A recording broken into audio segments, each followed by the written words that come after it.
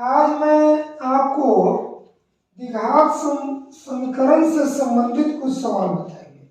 इसे भी आप देखिएगा, ये भी बोर्ड में आता है, कुछ बहुत ज्यादा आता है। द्विघात समीकरण, देखिए द्विघात समीकरण अलग होता है और द्विघात बहुपद अलग होता है। इसका व्यापक रूप है ax² bx + c। यदि इसके इक्वल में 0 ना है तो यह द्विघात बहुपद है। सवाल है कि द्विघात बहुपद कहते किसे हैं?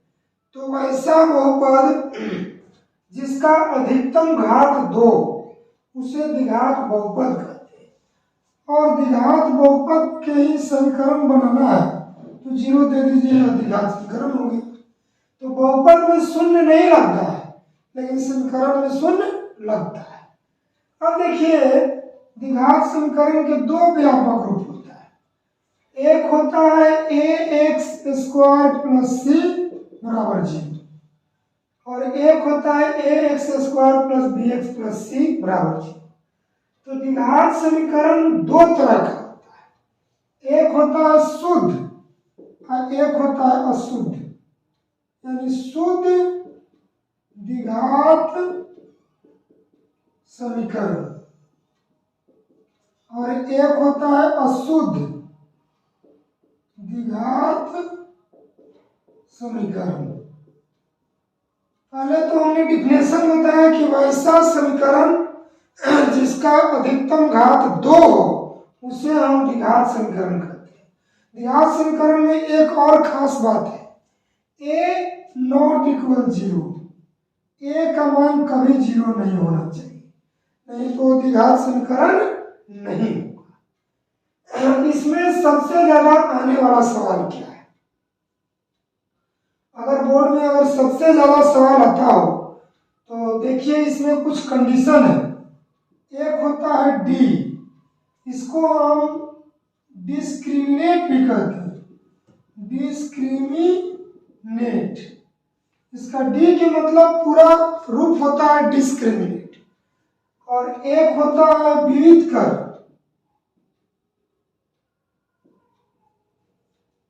और एक होता है विवेचक। अगर डी कब निकालेंगे, यहाँ कंडीशन बनाते हैं कि डी कब निकालेंगे, तो डी निकालेंगे तभी जब क्वेश्चन में विवेचक, विविधकर या डिस्क्रिमिनेट निकालना कहे तो आप डी के मान निकालिए। एक चीज और मैं बताता हूं, अगर मूलों की प्रकृति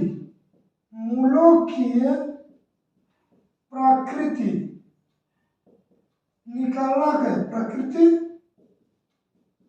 निकालना रहे तभी आप डी के मान निकालिएगा। यानी डी कब आप निकालेंगे डी के मान? तो देखिए अगर आपसे पूछा जाए सवाल में डिस्क्रिमिनेट ज्ञात करें, विविधकर ज्ञात करें, विवेचक ज्ञात करें या मूलों की प्रकृति बताएं तभी आप डी के मान निकालेंगे। यदि सवाल में बोले मूल ज्ञात करें तो x के मान ज्ञात करेंगे।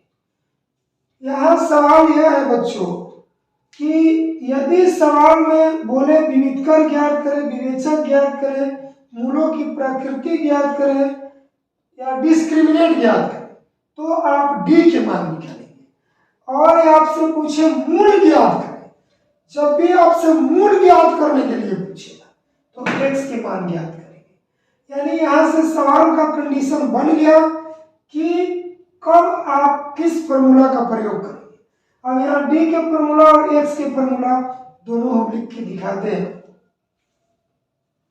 देखिएगा ध्यान से, बहुत अच्छा बात है। और यहाँ से बोर्ड में सवाल बहुत ज्यादा आता है। एक सवाल तो ऐसे भी ऑब्जेक्टिव में आता है कि द्विघात समीकरण को पहचाने, तो उसमें देखना है कि सबसे ज्यादा घात 2 होना चाहिए तो द्विघात है, और जिसका घात 2 नहीं होगा, 2 से कम होगा या ज्यादा होगा वो द्विघात नहीं होगा। चलिए अब देखा जाए, d बराबर होता है b² - 4ac। या डी निकालने का फॉर्मूला है।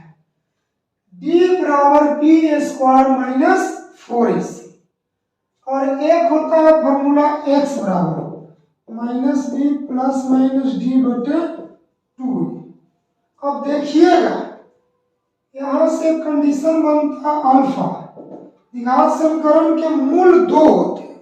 यह भी बोर्ड में सवाल आ चुका है कि द्विघात समीकरण, यहां लिखने के बाद मैं लिख दूंगा अल्फा और बीटा माइनस बी डी बटे 2 है, और एक होता है बीटा, इसको अल्फा बोलेंगे इसको बीटा बोलेंगे, माइनस बी माइनस डी बटे 2 है।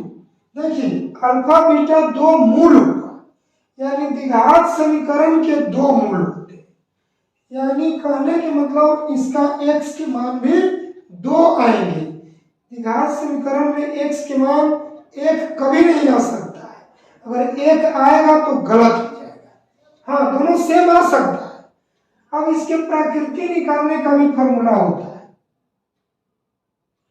तो प्रकृति निकालने के लिए क्या फॉर्मूला होता है देखिएगा, यदि d के मान 0 से बड़ा हो यानी प्लस में हो, यदि d के मान 0 से बड़ा यानी 1 2 3 4 5 जो भी है आगे इन्फिनाइट तक, यदि d के मान 0 के बराबर हो, यदि d के मान 0 से छोटा हो, यानी इसका कहने का मतलब हुआ कि माइनस में हो। यदि d के मान माइनस में हो तो इन सभी का एक कंडीशन होता है, यदि मूलों की प्रकृति निकालना कहे तो यही तीनों फॉर्मूला का प्रयोग करेंगे। देख लीजिएगा मूलों के प्रकृति, देखिए d के मान अगर प्लस में आ जाए तो इसे हम लिख सकते हैं कि वास्तविक और असमान। हमने लिखा d के मान यदि प्लस में है तो वास्तविक और असमान, यदि इसमें x इसमें मूल निकलेगा, इसका मूल निकल सकता है, इसका मूल निकालने के लिए फॉर्मूला यूज करेंगे minus B plus minus D बटे 2, इससे मूल ज्ञात होगा। अब देखिए यदि d के मान 0 के बराबर है तो इसको लिखेंगे वास्तविक और समान, वास्तविक और समान। यहां अगर d के मान 0 के बराबर है तो वास्तविक और समान होगा, इसका मूल भी, इसका भी मूल निकलेगा, इसका भी मूल निकलेगा, इसका भी मूल निकलेगा, यानी इसका भी x के मान निकलेगा, इसका भी x के मान निकलेगा, लेकिन इसमें x का मान नहीं निकलेगा। यदि d के मान माइनस में आ जाए तो उसमें x का मान ज्ञात नहीं होता है, लिख देंगे कि इसका मूल नहीं निकलेगा, इसका हल नहीं होगा, इसका हल संभव नहीं है।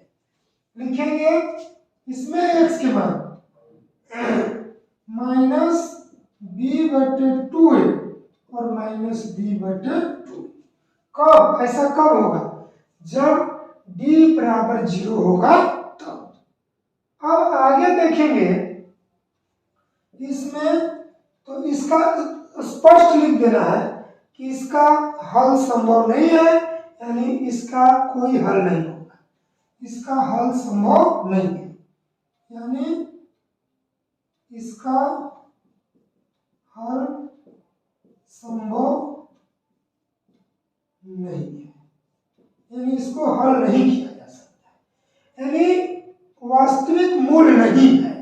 इसको ऐसे लिख सकते हैं वास्तविक मूल नहीं है, वास्तविक मूल नहीं है, इसमें x का मान नहीं निकलेगा क्योंकि d के मान माइनस में आ जाएगा।